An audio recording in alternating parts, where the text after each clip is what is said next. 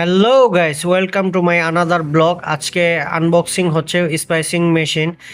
বক্সটি আমরা কার্টুনটি খুলে নিচ্ছি এন্টি কাটার দিয়ে।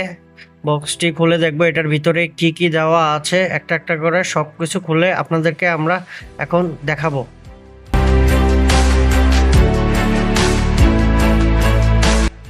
বক্সটিতে প্রথমে আমরা পাচ্ছি একটি চার্জার, যে স্পাইসিং মেশিনটি চার্জার দিয়ে চার্জ করতে হবে। তারপরে প্যাচ কোর কাটার, এটা দিয়ে প্যাচ কোর কেটে নেওয়া যায়।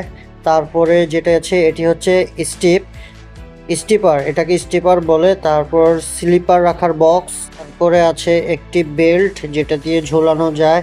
তারপরে এটার মধ্যে হচ্ছে টিস্যু বক্স, টিস্যু রাখতে পারবেন।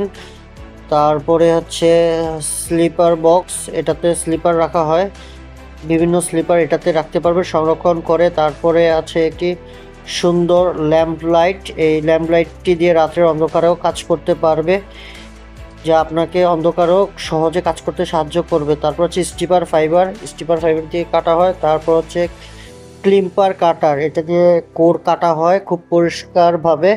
কাটাটি খুব মজবুত এবং খুব দেখতে আকর্ষণীয় ছিল বক্সটিতে।